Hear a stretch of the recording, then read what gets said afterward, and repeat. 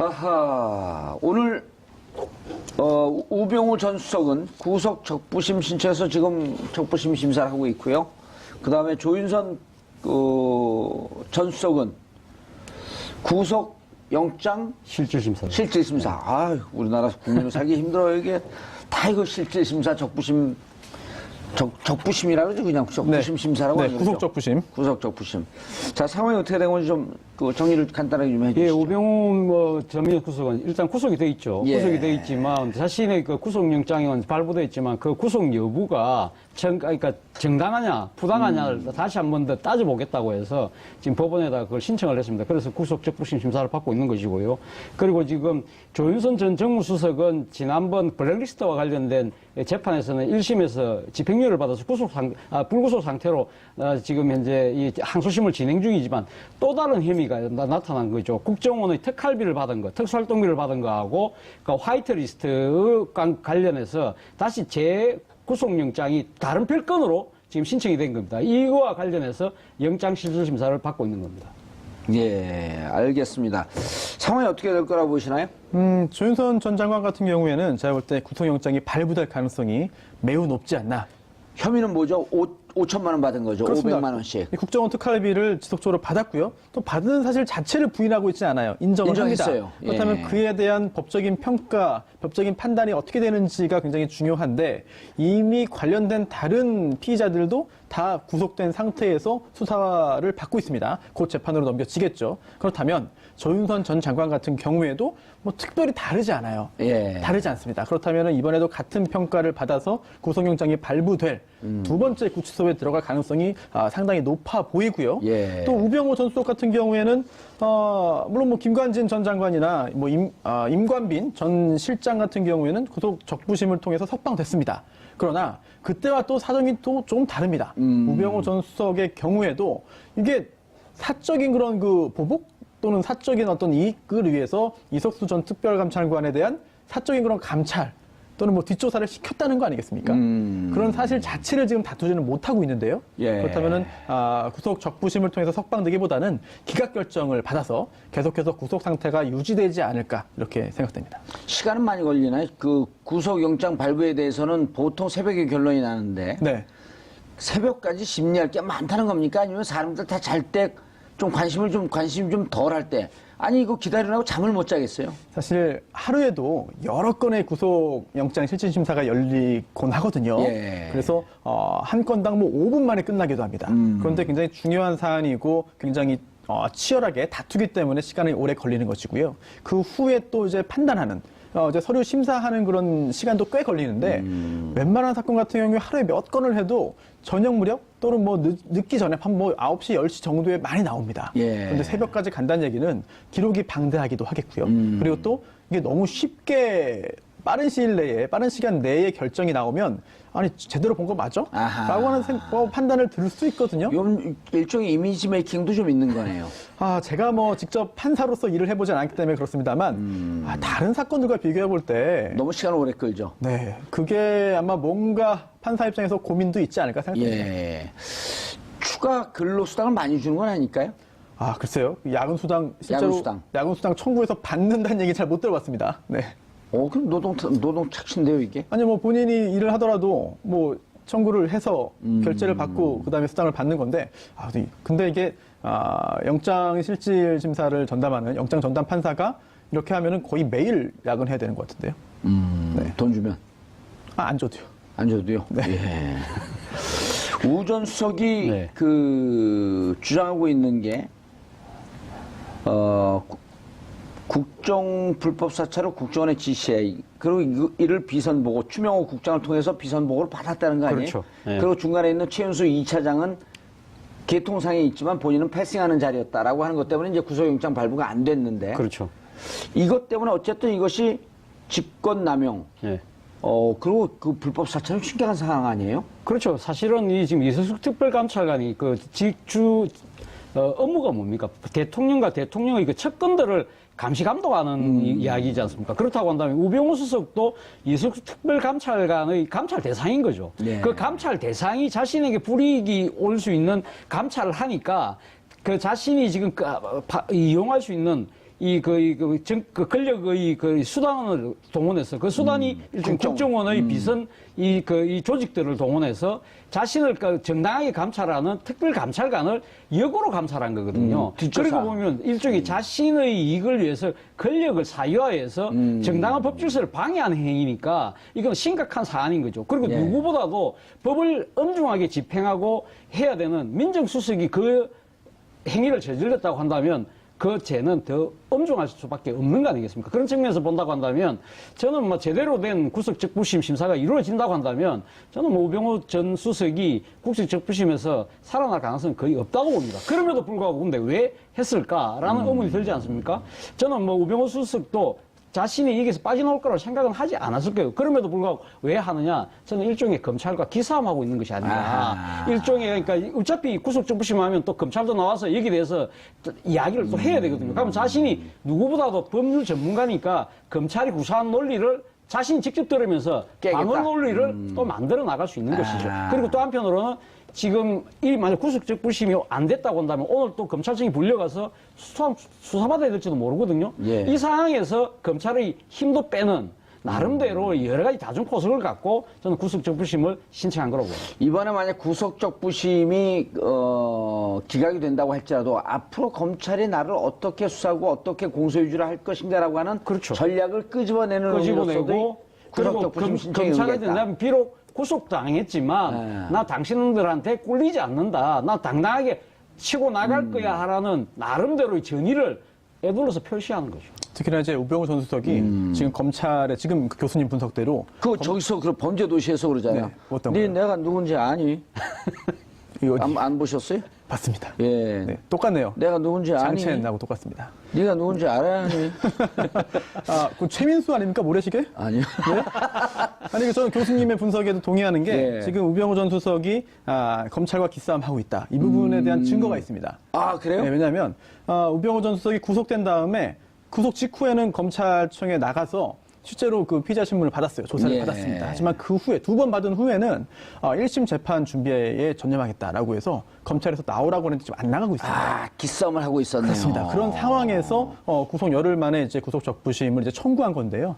그렇다고 한다면은 뭔가 지금 교수님 분석대로 검찰과의 기싸움 내지는 뭔가 본인의 억울함을 객관적으로 좀 드러내기 위한 그런 노력을 하는 것이 아닌가 싶은데 그런 노력과 별개로 오늘 법원의 판단은 사실은 법적인 그런 결정이거든요. 그렇다면 아무리 봐도 뭐 상황이 변한 것도 아니고 또 이게 직권남용죄가 좀 애매한 부분이 있습니다. 왜냐하면 이게 일반적인 그런 직무범위 내의 행위지만 실질적으로 부당한 목적을 위해 본인을 위해서 그 직권을 행사해야 직권남용죄가 되는 건데 그동안에 뭐 블랙리스트라든지 기타 여러 가지 그런 그 행위들은 다툴 만한 여지가 없진 않아요, 사실은. 민정수석이 원래 하는 범위 아니냐라고 다툰 거 아니겠습니까? 그 부분이 인정돼서 구속영장도 기각이 됐고요. 그런데 이석수 전 특별감찰관에 대한 뒷조사 지시는 본인의 안위, 본인에 대한 어떤 그 숨기고 싶은 게 드러날까봐 걱정해서 한 행위입니다. 그렇다면 여기에 대해서는 법원도 그동안에 두 번 영장 기각된 것과는 같이 볼 수는 없거든요. 다르게 본다라고 한다면 그렇게 우병우 전 수석이 석방될 가능성은 높아 보이지 않는데 교수님 분석대로 본인의 어떤 그 검찰과의 각을 세우고 또 뭔가를 좀 강하게 보이기 위해서 작전을 또 좀 끄집어내고 네 그렇게 해서 오늘 청구한 게 아닌가 싶은데 글쎄요 결과가 그렇게 낙관적으로 우병우 전 수석 입장에서 낙관적일 것 같지는 않습니다. 근데 김관진 인간미를 풀어준 신광열 형사수석 부장판사 이른바 이제 이렇게 되면 고법 부장판사가 되는 거죠. 이 신광열 부장판사에게 배정이 되니 기피 신청, 회피 신청을 한 거죠. 기피가 아니라 회피 신청을 하면서 다른 부장에게 다른 판사에게 넘겨줘라라고 해서 결국 다른 판사로 넘어갔어요. 신광열 부장판사가 지난번에 좀 무리했다라고 하는 것을 본인이 인정하는 거 아닐까요? 그럴 수도 있고 아니면 본인은 정말 객관적으로 다 결정을 했는데 판단을 했는데 그에 따라서 뭐 여론의 비판이라든지 뭐 가족에 대한 어떤 협박이라든지 이런 게 너무 괴로웠다. 이렇게 본인은 그렇게 생각할 수도 있고 또 이게 정식으로 그런 얘기를 했어요? 괴로웠다고? 아니 괴로웠겠죠. 네. 괴로웠겠죠. 아니 그런 생각을 했을 수도 있다. 그런 말씀이고요. 예. 아니 입장을 바꿔도 괴롭지 않았겠습니까? 그걸 즐기는 사람이 있을 수도 있겠죠. 설마 그런 사람이 뭐 내가 보수의 이른바 이제 파이오니어다. 하면서 즐기고 나를 향해서 공격을 해도 내 눈 하나 까딱 안 한다. 그런 법관이 없기를 바라면서 예. 이야기를 이어나가면 정식으로 회피 신청을 한 건지 모르겠습니다. 언론은 그렇게 보도가 됐죠. 회피 신청했다고 나왔나요, 예. 정식으로? 이게 정식으로 그렇게 하는 경우도 있고, 아니면 이게 그 법원 예규가 있습니다. 이제 법관 사무분담이나 사건 배당에 관한 예규가 있는데, 여기에 따르면은, 이게 연수원 동기인 경우에는 하지 말아라. 라고 해가지고. 동양인데다 또 연수원 동기. 네, 그렇죠. 대학은 선배죠. 하지만 대학도 결국은 동문인 거죠. 예, 대학 동문이고. 네, 그러다 보니까 이런 경우에는 저거 말고 다시 재배당 해주십시오라고 회피 신청 정식으로 하지 않고 그 전 단계에서 서로 이제 나는 못하겠습니다라고 하는 경우도 많이 있습니다. 근데 어쨌든 정식으로 회피 신청을 했든 그렇지 않고 다른 사람으로 재배당되게 했든 본인이 어떤 느꼈던 뭐 여러 가지 그런 부담들이 있었을 텐데 그러한 부담을 야기할 정도의 결정을 본인이 내렸기 때문에 그에 대한 결과도 결국은 다 스스로가 감당해야 되는 것이 아닌가 생각이 듭니다. 예, 적부심 맞지 못하겠다고 재배당 신청을 해서 이제 이우철 부장판사로 넘어갔단 말이에요. 예.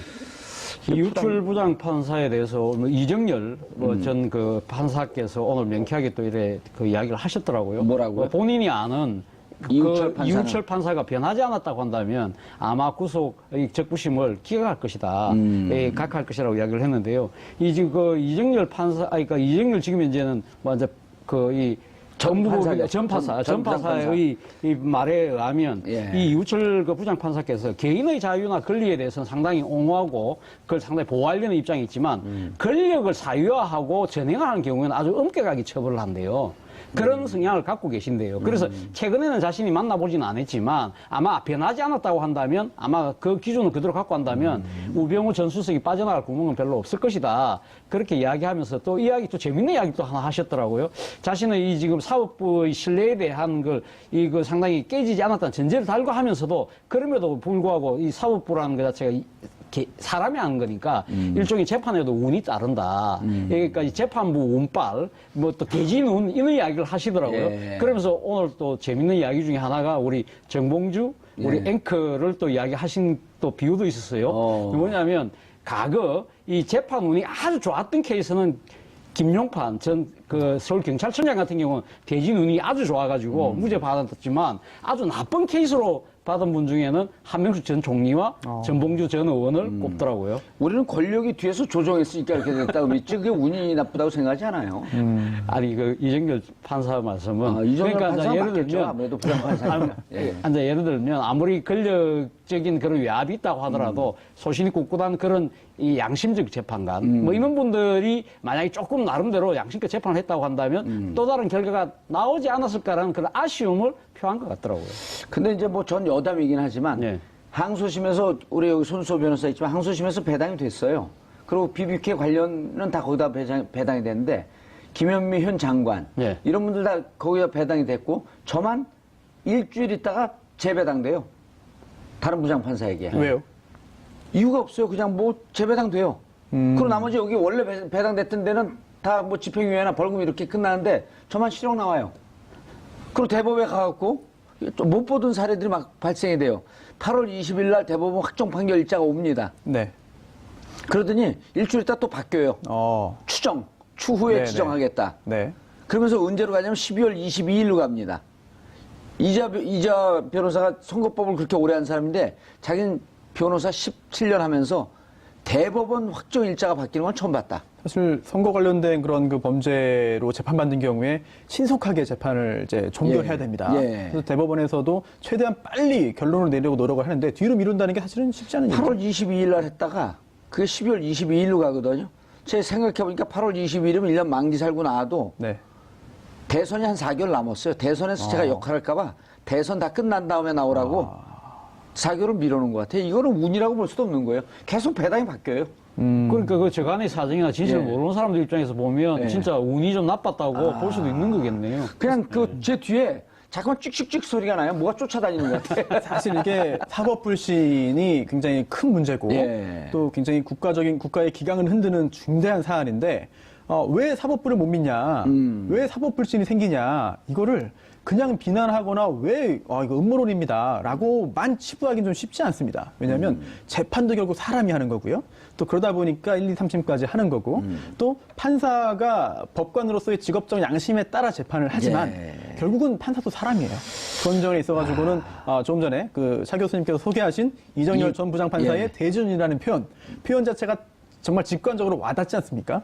그거의 존재 자체를 부인할 수는 없어요, 사실. 알겠습니다. 자, 이제 이우철 부장판사, 그래서 실질적으로 그 구속 적부심이 기각될 가능성이 대단히 높다 이렇게 보셨고, 조윤선 수석, 약 구속 11개월 만에, 출소된 지 한 4, 5개월, 3, 4개월 그렇죠. 됐나요? 7월 달에 지금 나왔으니까 한 5개월 정도 됐네요. 네. 5개월 동안 잠도 못 잤을 텐데, 얼굴은 좀 좋아졌는데. 그렇죠. 본인 입장에서는 아마 7월달 집행유예가 나왔으면 항소심만 잘하면 되겠다 생각했는데 생각지도 않았던 국정원 특수활동비가 튀어나온 것이죠. 기존에 있던 건 지난번에 6년 구형을 받았어요. 김기춘 그렇죠. 비서실장 7년 예. 구형을 받았는데, 이거는 그 당시 행정관들의 진술. 네.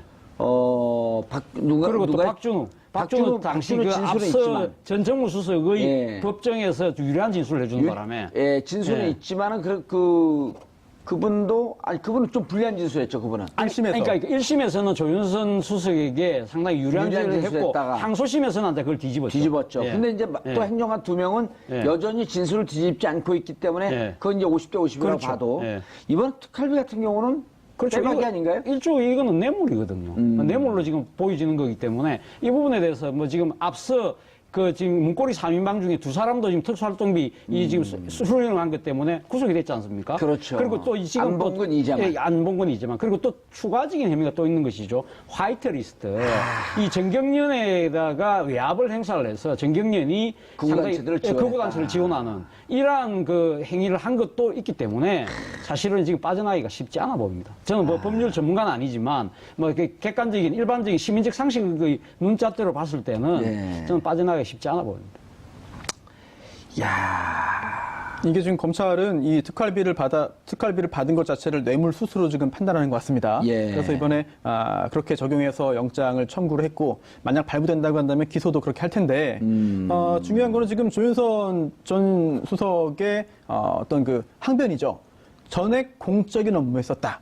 관행으로 알았다라고 하면서 뇌물죄는 전혀 아니다라고 주장을 하고 있는데 그렇다면 중요한 게 이 전액 공적 업무에 썼다는 주장이 사실이라 하더라도 그렇다면 이 공적 업무가 도대체 뭐냐라는 점이 굉장히 좀 중요한 그런 쟁점이 될 것 같습니다. 예. 예를 들어서 이러한 것 자체를 조윤선 전 장관이 어떤 그 개인적으로 연결되는 목적으로 사용했다. 라고 한다면은 그런 조윤선 전 장관의 어떤 주장은 좀 신빙성을 잃게 되는 것이고요. 예. 또 설령 공적인 업무에 썼다 하더라도 그래서 본인의 부처나 또는 본인이 써야 되는 돈을 누군가의 돈을 받아서 썼고 그로 인해서 국정원 특히나 뭐 추명호 전 국장 등 아니면은 뭐 기타 관련된 사람 돈을 마련해 준 사람 돈을 전달해 준 사람에게 어떤 인사상의 이익 등등이 있었다라고 한다면 그거 자체가 또 뇌물죄가 될 수는 있거든요. 변호사님, 송 네. 변호사, 저는 이해가 안 되는 게 네, 우리 동네 아는 분이 금은방을 털었어요.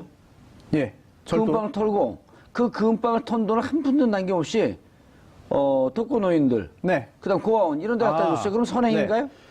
일단 그 절도죄 성립에는 전혀 문제가 없고요. 예. 다만 이제 나중에 재판받고 유죄 판결을 선고받을 때 약간의 선처. 똑같은 케이스 아닌가요? 뇌물을 받고 뇌물을 네. 공적 업무에 썼다? 네. 누가 뇌물 받아 공적 업무에 쓰라고 그랬나요? 그렇습니다. 만약에 뇌물죄로 인정된다고 한다면 이거 다 이제 몰수 추징 대상이 됩니다. 예. 설령 공적인 업무에 썼다 하더라도 조윤선 전 장관이 뇌물을 받은 것으로 인정되는 순간 유죄 판결이 선고되면 그 받은 뇌물 그대로 다 돌려놔야 됩니다. 아니, 설령 예를 들어 국가를 위해 이게 썼다 만약에 하더라도. 네. 이게 만약에 조윤선 전 장관의 주장이 타당성 있고 설득력 있어서 구속영장이 기각이 된다면요. 네. 최순실, 네. 박근혜 전 대통령도 구속시키면 안 돼요. 왜냐하면 네. 그렇게 받은 뇌물, 미래재단, K스포츠 재단 돈 한 푼도 안 썼잖아요. 그대로 있잖아요. 네. 안 받은 것도 있고. 네. 그럼 뇌물을 그렇죠. 받았는데 안 썼는데? 그럼 뇌물 아니네? 그러니까 중요한 거는 공적인 업무에 썼다는 그 부분보다 그 이전에 예. 과연 대가성 있는 그런 자금을 받은 것이냐 부분이 중요한 거겠죠. 아니, 아무 이유 없이 돈 받으면 그거 자체가 뇌물 아니에요? 직위에 있는 사람이? 아무 이유 없지 않을 것이다라고 보는 것이 맞고요. 그렇다면 뭔가 그 당시의 그 직위와 역할과 관계를 볼 때 대가성이 있지 않겠느냐라고 보는 예. 것이고 검찰 입장에서는 그걸 증거로 통해서 오늘 소명을 할 것으로 보입니다. 알겠습니다. 아까 화이트리스트 말씀 잠깐 하셨는데 자, 현재 블랙리스트 혐의 관련해서도 조 전 수석에게 불리한 증거들이 많이 나와서 많이 나와 있단 말이에요. 뭐가 있죠?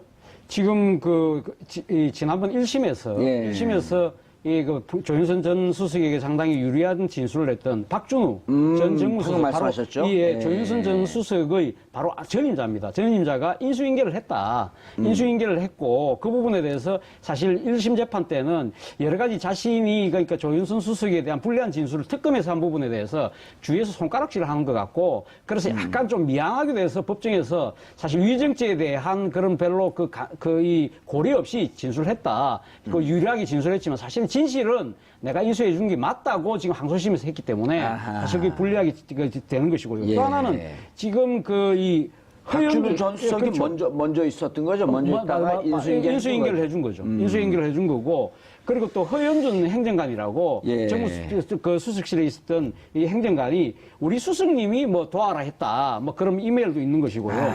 그리고 또 허윤준 행정관은 이걸 왜 썼다고 그러나요? 별 설명이 없나요?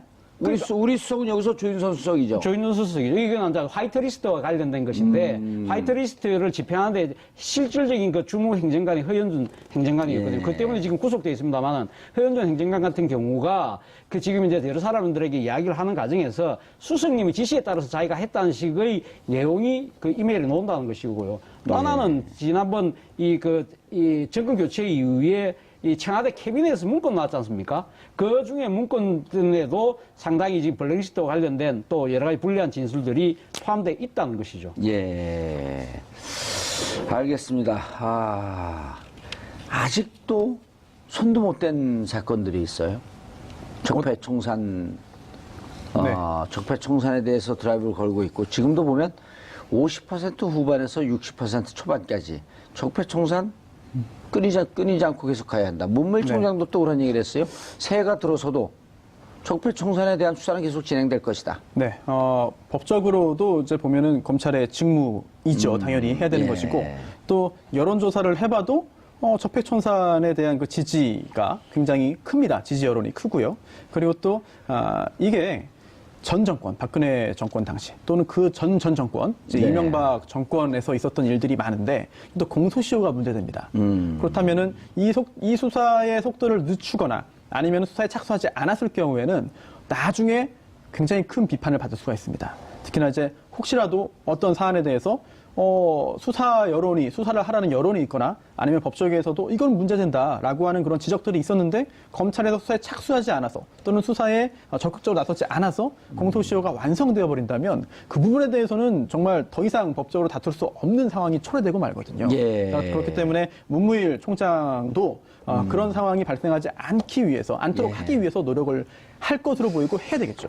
오민석 판사가 오민석 예. 부장판사네요. 예. 권순호 부장판사, 오민석 부장판사, 예. 강부영 단독판사. 예.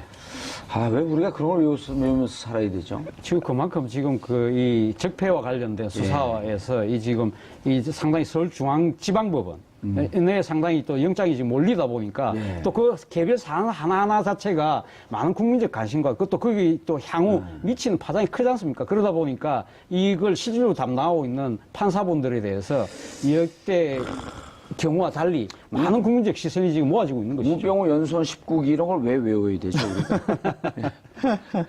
서울대 대학교 3학년 때 사법고 실패했다 이런 걸 왜 외워야 되냐고요. 그냥 국민은 국민으로서의 자연스러운 권리만 누리고 의무만 다하고 살면 되는데. 워낙에 또 뉴스에 보도가 많이 되고 예. 또 약간 좀 납득하기 어려운 결정들이 나오기 때문에 국민들께서도 그런 부분을 외우려고 외우는 게 아니라 하도 많이 접하니까 외워지는 것 같습니다. 제가 외우면 5천만 국민이 다 외우고 난 다음에요. 그런가요? 예. 제가 암기를 우리 대한민국 5천만 국민 중에 거의 꼴찌에 해당하기 때문에. 네. 예. 이거 외우려고 저는 얼마나 힘이 들었겠어요. 아니 근데 그 주요한 그런 그 법조인들의 어떤 기수라든지 보직이라든지 그동안의 뭐 경력이라든지 그거 굉장히 많이 알고 계시잖아요. 좀 있어 보이려고. 효과가 좀 있는 것 같습니다. 네. 자, 오민석 판사가 오늘 이제 실질 심사를 해요. 네. 그 조윤선 전 장관의. 네. 근데 블랙리스트 증거들은 현재 거론되지 않고 화이트리스트와 특활비 이것에 대해서만 구속영장을 청구한 거죠? 예, 그렇습니다. 이번에 구속영장 구속해야 된다라고 예. 할 때 구속영장에 그런 구속의 사유가 있는데 그럼 범죄 혐의가 드러나겠죠. 들어 있는 거죠. 거기에 보면 국정원 특활비가 뇌물이다라는 점, 또 화이트리스트가 직권남용이다라는 점 등등의 그걸 이유로 구속영장을 청구한 것이기 때문에 그러한 부분에 대한 범죄 사실을 소명하기 위한 소명조라가 첨부돼 있을 것이고요. 또 이런 것도 있습니다. 원래는 뭐 공소 제기할 때는 공소장 일본주의이기 때문에 기타 다른 범죄 사실에 대한 거를 적으면 안 되는 것이지만 예. 이 사람이 굉장히 좀 위험한 사람이다라든지 또는 과거에도 법을 좀 우습게 한다라든지 이런 점을 보이기 위해서 직접적으로 관련은 없지만 다른 사항도 증거 자료로 참고 자료로 덧붙여서 제출할 수는 있거든요. 제가 블랙리스트 검사라면 자료도 좀 넣긴 넣겠네요, 그러면. 뭐 넣을 수도 있는 거죠. 정말 어떻게든 구속을 시키기 위해서 모든 노력을 아마 할 것인데 이렇게 다른 사안에 대한 그 자료를 참고 자료 내지 소명 자료로 제출하는 것 자체를 불법이라고 보기 어렵기 때문에. 예. 네. 또 하나 궁금한 게 이번에 보면 이제 우리 사회 공직자로서 거의 장관급 위치에 있는 분들이 많이 구속이 돼요. 네. 그런데 이제 일반적인 국민들의 법 감정은 이렇게 국정농단한 사람들을 당연히 구속수사해야지 네. 라는 국민 감정은 있지만 또 한켠에서는 불구속 수사와 불구속 재판의 원칙을 지켜야 한다. 네. 그런데 유독 국정농단 사건에 대해서만 거의 모두 구속영장을 청구하는 이유는 뭔가요? 맞습니다. 지금 말씀하신 대로 불구속 수사와 재판이 원칙입니다. 그런데 예외적으로 구속 사유가 존재하면 구속해야 되는 것인데 네. 이게 유명한 사람 그리고 또 모두가 아는 사람 이런 사람에 대해서는 구속 사유가 강하게 존재한다라고 보는 측면이 있고 또 반대 측면도 있습니다. 왜냐면요.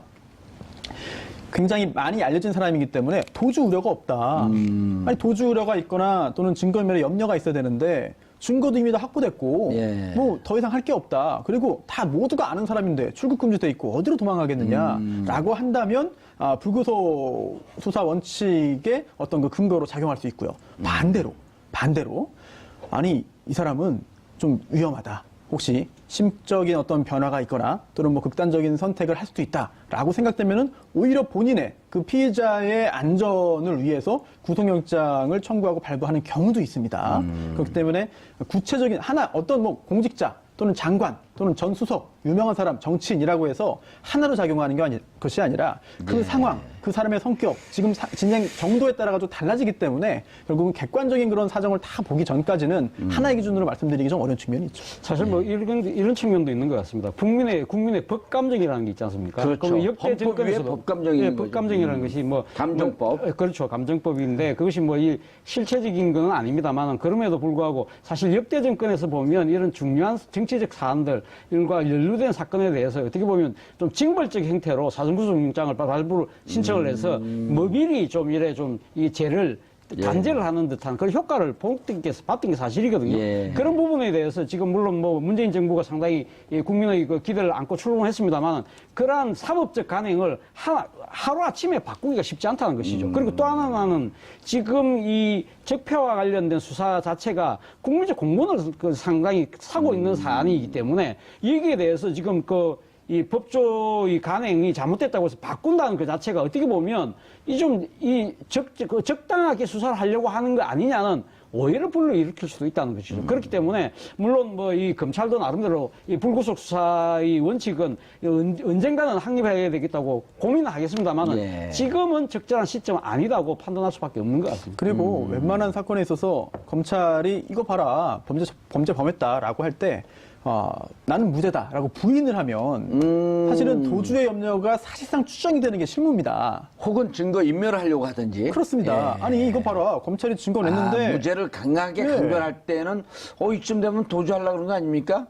그럴 예를 염려가 들어 있다고 출국 판단되는 거죠. 금지한다고 하더라도 국내에서도 도망가면 재판이 이루어지지 않는 거 아니에요? 그렇습니다. 이게 이 원칙이 불구속 수사의 원칙이 당연히 있는 거지만 예. 이 적용이 모든 사람에게 공평하게 평등하게 되고 있느냐라는 알겠습니다. 점에 대해서는 좀 논란이 있는 거죠.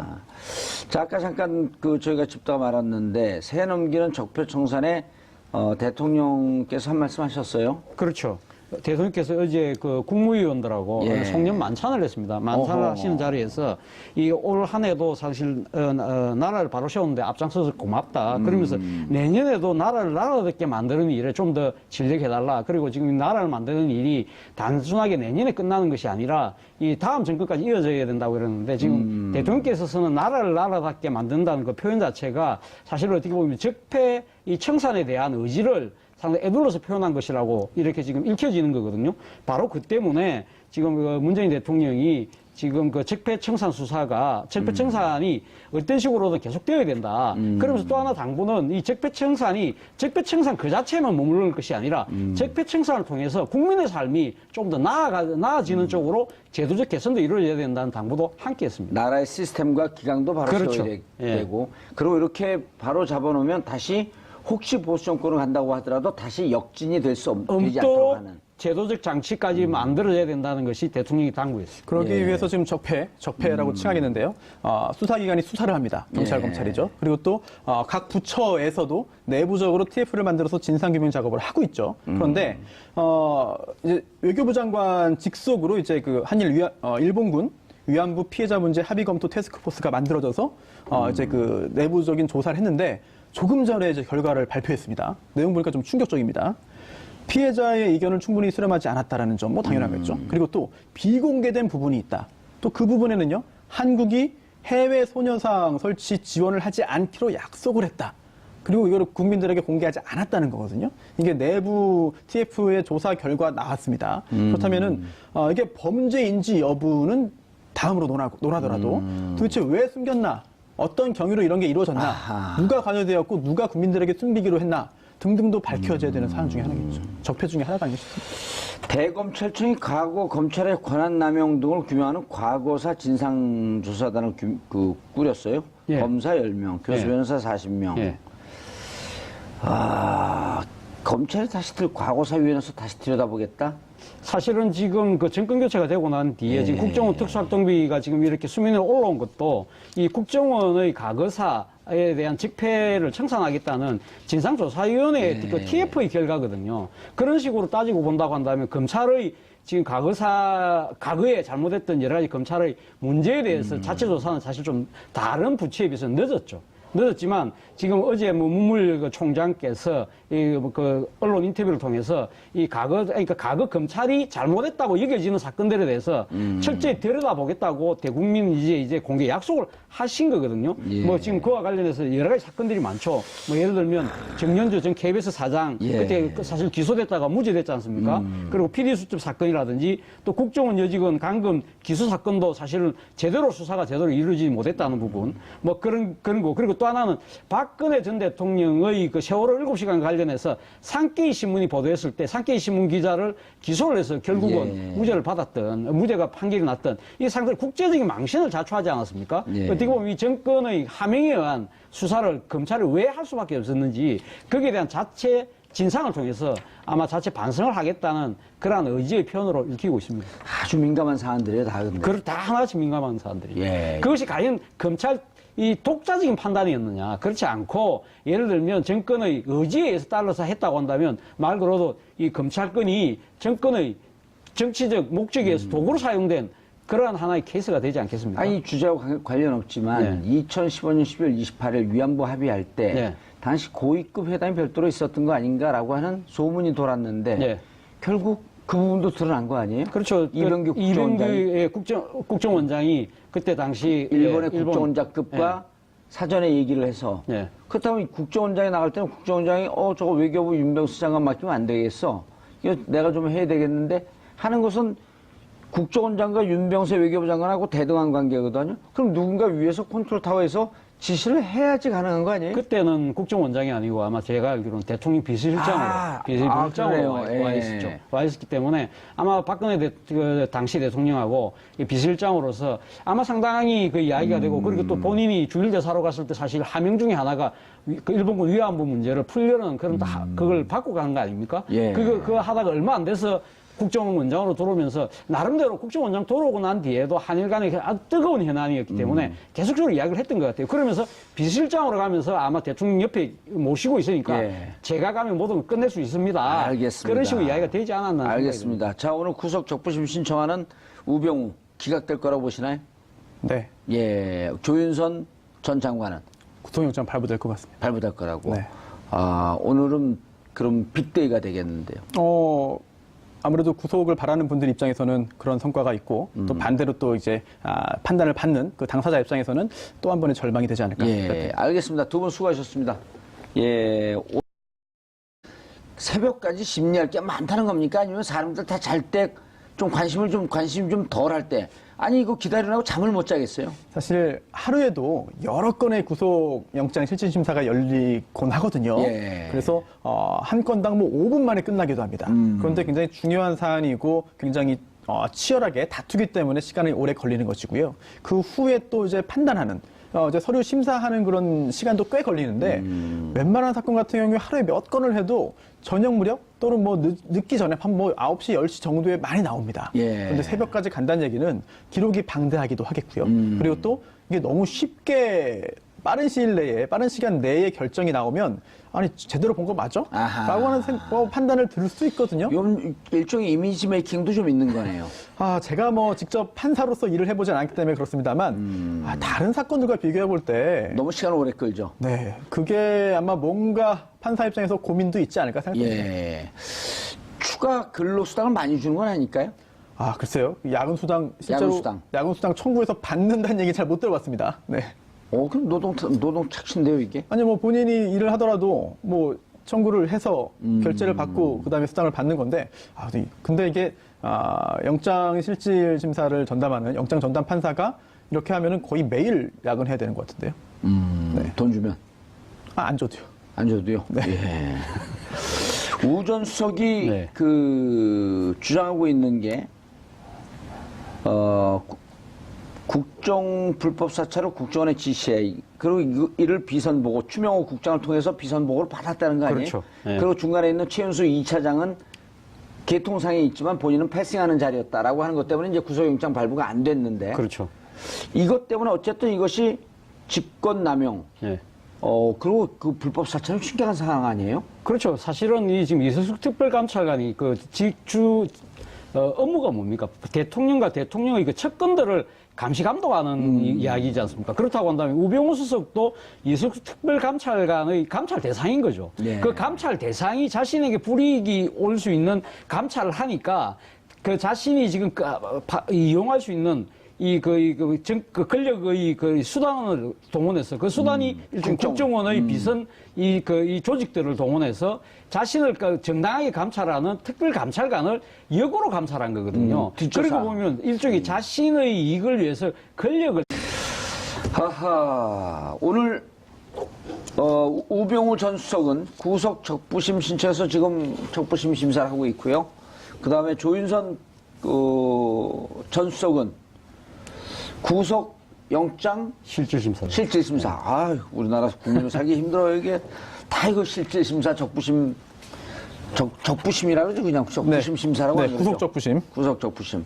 자, 상황이 어떻게 된 건지 좀 정리를 간단하게 좀 해주시죠. 예, 우병우 전 구속은 일단 구속이 돼 있죠. 예. 구속이 돼 있지만 자신의 그 구속영장은 발부돼 있지만 그 구속 여부가 그러니까 정당하냐 부당하냐를 다시 한 번 더 따져보겠다고 해서 지금 법원에다 그걸 신청을 했습니다. 그래서 구속 적부심 심사를 받고 있는 것이고요. 그리고 지금 조윤선 전 정무수석은 지난번 블랙리스트와 관련된 재판에서는 1심에서 집행유예를 받아서 불구속 상태로 지금 현재 이 항소심을 진행 중이지만 또 다른 혐의가 나타난 거죠. 국정원의 특활비를 받은 거, 특수활동비를 받은 거하고 그 화이트리스트 관련해서 다시 구속영장이 다른 별건으로 지금 신청이 된 겁니다. 이거와 관련해서 영장실질심사를 받고 있는 겁니다. 예, 알겠습니다. 상황이 어떻게 될 거라고 보시나요? 조윤선 전 장관 같은 경우에는 제가 볼 때 구속영장이 발부될 가능성이 매우 높지 않나. 혐의는 뭐죠? 5천만 원 받은 거죠. 그렇습니다. 500만 원씩. 이 국정원 특활비를 지속적으로 받았고요. 또 받은 사실 자체를 부인하고 있지 않아요. 인정을 인정했어요. 합니다. 그렇다면 예. 그에 대한 법적인 평가, 법적인 판단이 어떻게 되는지가 굉장히 중요한데 이미 관련된 다른 피의자들도 다 구속된 상태에서 수사를 받고 있습니다. 곧 재판으로 넘겨지겠죠. 그렇다면 조윤선 전 장관 같은 경우에도 뭐 특별히 다르지 않아요. 예. 다르지 않습니다. 그렇다면 이번에도 같은 평가를 받아서 구속영장이 발부될 두 번째 구치소에 들어갈 가능성이 상당히 높아 보이고요. 예. 또 우병우 전 수석 같은 경우에는 물론 뭐 김관진 전 장관이나 뭐 임관빈 전 실장 같은 경우에는 구속 적부심을 통해서 석방됐습니다. 그러나 그때와 또 사정이 또 좀 다릅니다. 우병우 전 수석의 경우에도 이게 사적인 그런 그 보복 또는 사적인 어떤 이익을 위해서 이석수 전 특별감찰관에 대한 사적인 그런 감찰 또는 뭐 뒷조사를 시켰다는 거 아니겠습니까? 그런 사실 자체를 지금 다투지는 못하고 있는데요. 예. 그렇다면은 구속 적부심을 통해서 석방되기보다는 기각 결정을 받아서 계속해서 구속 상태가 유지되지 않을까 이렇게 생각됩니다. 시간은 많이 걸리나요? 그 구속영장 발부에 대해서는 보통 새벽에 결론이 나는데. 네. 그러면 이게 일반적인 그런 직무범위 내의 행위지만 실질적으로 부당한 목적을 위해 본인을 위해서 그 직권을 행사해야 직권 남용자가 예. 되는 건데 그동안에 뭐 블랙리스트라든지 기타 여러 가지 그런 그 행위들은 다툴 만한 여지가 없진 않아요, 사실은. 민정수석이 원래 하는 범위 아니냐라고 다툰 거 아니겠습니까? 그 부분이 인정돼서 구속영장도 기각이 됐고요. 예. 그런데 이석수 전 특별감찰관에 대한 뒷조사 지시는 본인의 안위, 본인에 대한 어떤 그 숨기고 싶은 게 드러날까봐 걱정해서 한 행위입니다. 그렇다면 예. 여기에 대해서는 법원도 그동안에 두 번 영장 기각된 것과는 같이 볼 수는 없거든요. 다르게 본다라고 한다면 그렇게 우병우 전 수석이 석방될 가능성은 높아 보이지 않는데 교수님 분석대로 본인의 어떤 그 검찰과의 각을 세우고 또 뭔가를 좀 강하게 보이기 위해서 작전을 또 좀 끄집어내고. 네, 그렇게 해서 오늘 청구한 게 아닌가 싶은데 글쎄요. 결과가 그렇게 낙관적으로 우병우 전 수석 입장에서 낙관적일 것 같지는 않습니다. 근데 김관진 인간민을 풀어준 신광열 형사수석 부장판사. 이른바 이제 이렇게 되면 고법 부장판사가 되는 거죠. 이 신광열 부장판사에게 배정이 되니 기피 신청, 회피 신청을 한 거죠. 기피가 아니라 회피 신청을 하면서 다른 부장에게, 다른 판사에게 넘겨줘라. 라고 해서 결국 다른 판사로 넘어갔어요. 신광열 부장판사가 지난번에 좀 무리했다라고 하는 것을 본인이 인정하는 거 아닐까요? 그럴 수도 있고, 예. 아니면 본인은 정말 객관적으로 다 결정을 했는데, 판단을 했는데, 그에 따라서 뭐 여론의 비판이라든지, 뭐 가족에 대한 어떤 협박이라든지, 이런 게 너무 괴로웠다. 이렇게 본인은 그렇게 생각할 수도 있고, 또 이게 정식으로. 그런 얘기를 했어요? 네? 괴로웠다고? 아니, 괴로웠겠죠. 네. 괴로웠겠죠. 아니, 그런 생각을 했을 수도 있다. 그런 말씀이고요. 예. 아니, 입장을 바꿔도 괴롭지 않았겠습니까? 그걸 즐기는 사람이 있을 수도 있겠죠. 아이, 설마 그런 사람이 뭐. 내가 보수의 이른바 그런가요? 이제 파이오니어다 예. 하면서 즐기고 나를 향해서 공격을 해도 내 눈 하나 까딱 안 한다. 그런 법관이 없기를 바라면서 예. 이야기를 이어나가면 정식으로 회피 신청을 한 건지 모르겠습니다. 언론은 그렇게 보도가 됐죠. 회피 신청했다고 나왔나요, 예. 정식으로? 이게 정식으로 그렇게 하는 경우도 있고, 아니면 이게 그 법원 예규가 있습니다. 이제 법관 사무분담이나 사건 배당에 관한 예규가 있는데, 여기에 따르면은, 이게 연수원 동기인 경우에는 하지 말아라. 라고 해가지고. 동양인데다 또 연수원 동기. 네, 그렇죠. 대학은 선배죠. 하지만 대학도 결국은 동문인 거죠. 예, 대학 동문이고. 네, 그러다 보니까 이런 경우에는 저 말고 다시 재배당해 주십시오라고 회피 신청 정식으로 하지 않고 그 전 단계에서 서로 이제 나는 못하겠습니다라고 하는 경우도 많이 있습니다. 사유화에서 정당한 법 질서를 방해하는 행위니까 이건 심각한 사안인 거죠. 그리고 예. 누구보다도 법을 엄중하게 집행하고 해야 되는 민정수석이 그 행위를 저질렀다고 한다면 그 죄는 더 엄중할 수밖에 없는 거 아니겠습니까? 그런 측면에서 본다고 한다면 저는 뭐 제대로 된 구속적부심 심사가 이루어진다고 한다면 저는 뭐 우병우 전 수석이 구속적부심에서 살아날 가능성은 거의 없다고 봅니다. 그럼에도 불구하고 근데 왜 했을까라는 의문이 들지 않습니까?